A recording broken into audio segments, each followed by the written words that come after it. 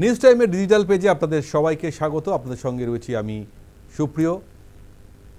আজকের বিশেষ সেগমেন্ট আমাদের এডিটোরিয়াল কন্টেন্ট এডিট বিট নিয়ে আজকে আমি আলোচনা আপনাদের সঙ্গে।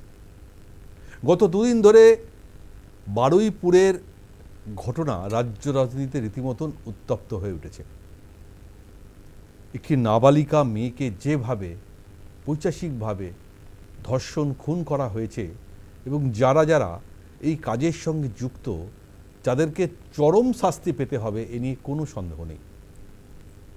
কিন্তু যেভাবে এই গোটা পরিস্থিতি সামাল দিয়েছেন মুখ্যমন্ত্রী শুভেন্দু অধিকারী, তাকে অবশ্যই প্রশংসা করতেই হবে।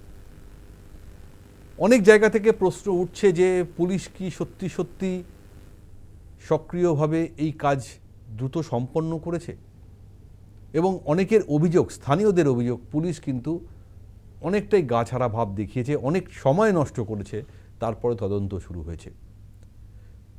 কোথাও কোথাও আবার কোনো রাজনৈতিক দলের ইন্ধন প্ররোচনা সব কিছুই এই ঘটনার সঙ্গে যুক্ত হয়েছে, যে কারণে একটি মব লিঞ্চিং হয়েছে, সরকারি সম্পত্তি ভাঙচুর হয়েছে, রাস্তা অবরোধ হয়েছে, রেল অবরোধ হয়েছে, এবং পুলিশের উপর আক্রমণ এবং পুলিশের গাড়ি জ্বালানো পর্যন্ত হয়েছে।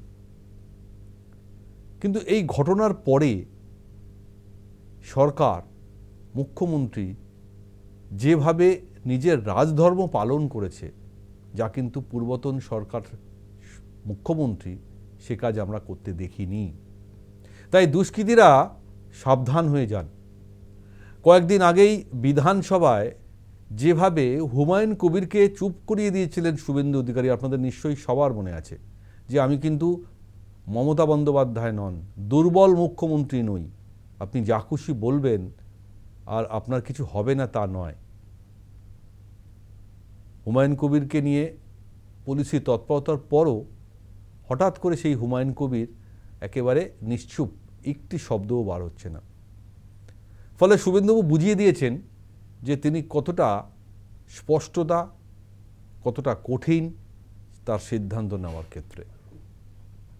আর বারুইপুরের ঘটনায় তিনি আজ পৌঁছে গিয়ে নাবালিকা পরিবার, যার খুন ধর্ষণ হয়েছে, তাদের পরিবারের সঙ্গে কথা বলে তাদেরকে আশ্বস্ত করেছেন।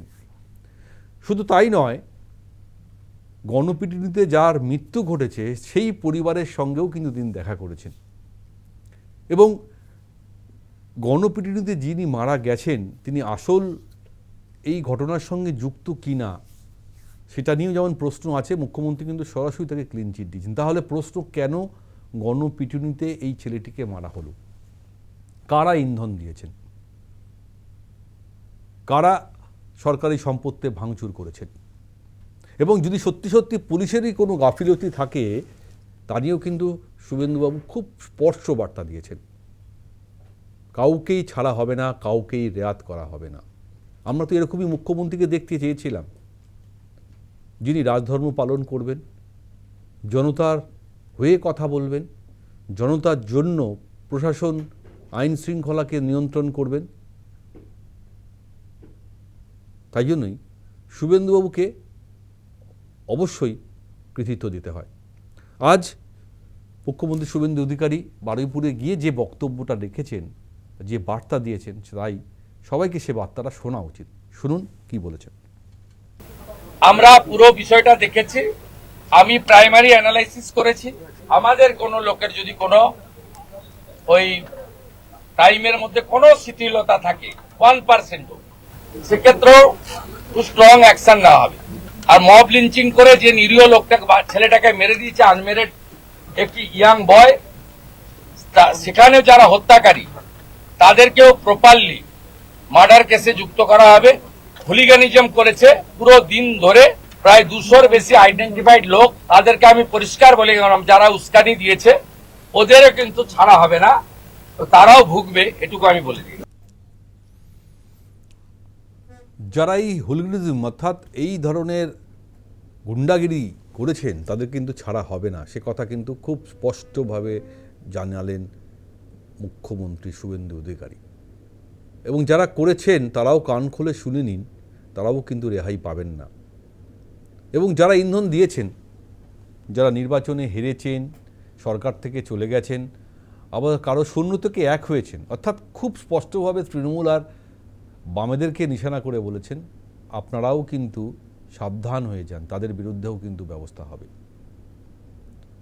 দেখুন, সরকারের মতন কাজ করবে, প্রশাসন তারই নির্দেশে সমস্ত কাজ এক্সিকিউশন করবে। কিন্তু পুলিশের যদি সত্যি সত্যি কোথাও গাফিলতি থাকে, এর আগে তো অনেক উদাহরণ আমরা দেখেছি, আরজিকরের উদাহরণ দেখেছি যে পূর্বতন সরকারের আমলে পুলিশ কিভাবে আরজিকরের ওই তরুণী চিকিৎসকের খুন ধর্ষণের সময় সমস্ত এভিডেন্স নষ্ট করেছিল, কিভাবে সমস্ত ডকুমেন্টস ম্যানিপুলেশন করেছিল।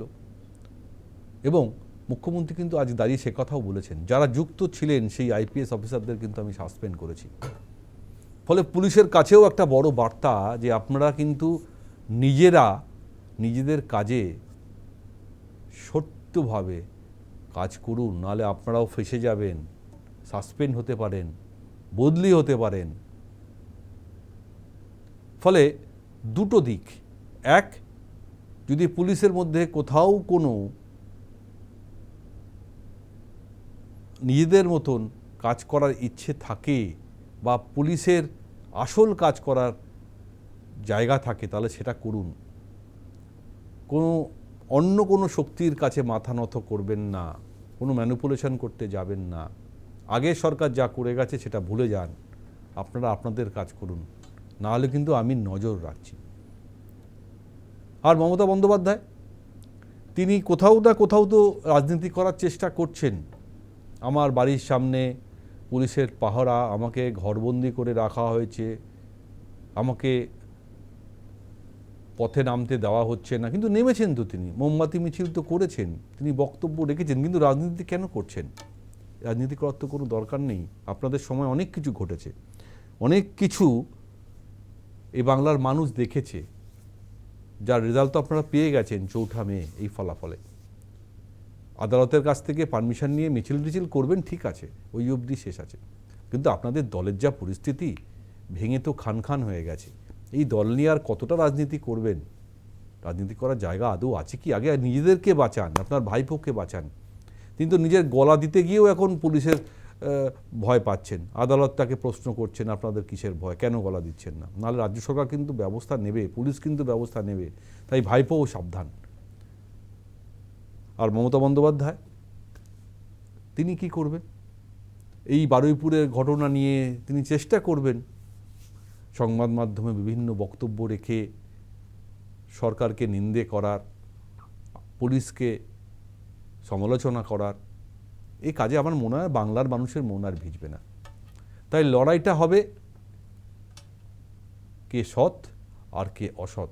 আপনারা কি করেছেন আগে সেটা ভালো করে ভাবুন। আর শুভেন্দুবাবু তাই বারবার একই কথা বলছেন, আমি কিন্তু আগের মতন মুখ্যমন্ত্রী যে কাজ করতো আমি সে কাজ করব না, আমি রাজধর্মই পালন করব। তাই এ রাজ্যে যে বিল আসছে না, গুন্ডা দমন বিল, এটা কিন্তু আসবে, বিধানসভায় অলরেডি অ্যানাউন্স হয়ে গেছে, এরপর অ্যামেন্ডমেন্ট হবে, পাসও হয়ে যাবে। ফলে যে বা যারা এই ধরনের কাজের সঙ্গে যুক্ত থাকবেন তাদের কিন্তু শাস্তি পেতেই হবে। তাই সবাইকে কান খুলে শুনে রাখুন, শুভেন্দুবাবুর আজকের যে বক্তব্য, সবাই সাবধান হয়ে যান এবং যে কাজটা সমাজের জন্য করা উচিত সেটাই করুন। আর আমরা আশা করব বারুইপুরের এই ঘটনা, যেখানে নারী নিরাপত্তা, নারী সুরক্ষার কথা আমরা বারবার বলি, ভবিষ্যতে যেন এই ধরনের ঘটনা আর না ঘটে। যে বা যারা এই ঘটনা ঘটেছে তাদের সর্বোচ্চ শাস্তি দেওয়া উচিত, সেটা আইন আছে, আইনের পথে চলবে। কিন্তু যারা এই ঘটনাকে ইন্ধন দিয়েছেন তারাও সাবধান হয়ে যান। এই মুখ্যমন্ত্রীর নাম শুভেন্দু অধিকারী, কাউকে ছেড়ে কথা বলবেন না। আমাদের অনুষ্ঠান শেষ করব, হাতে সময় নেই, তবে আমাদের এই ডিজিটাল পেজে আমরা ভিউয়ার্স পোল করেছি আপনাদের বক্তব্য, মূল্যবান মতামত জানার জন্য। তাই আজকের প্রশ্ন আমরা রাখছি, আপনাদের সমস্ত মতামত ভিউয়ার্স পোলে পোস্ট করবেন। আজকের প্রশ্ন, বারুইপুরের এই ঘটনার পিছনে সত্যি কি কারো ইন্ধন ছিল? যদি থেকে থাকে তারা কারা? আপনাদের মতামত ভিউয়ার্স পোলে আমাদের জানান। পরবর্তীকালে সেই ভিউয়ার্স পোলের পার্সেন্টেজ কে বা কারা আপনাদের কি ভোট দিয়েছেন আমরা আপনাদের সামনে জানাবো। অনুষ্ঠান এখানেই শেষ করছি। আপনারা দেখতে থাকুন নিউজ স্টাইলের ডিজিটাল পেজ এবং আমাদের এই ডিজিটাল পেজ আপনারা সাবস্ক্রাইব করুন এবং সমস্ত গুরুত্বপূর্ণ খবর এবং আপডেট দেখতে বা জানতে নজর রাখুন নিউজ টাইমের ডিজিটাল পেজে। নমস্কার।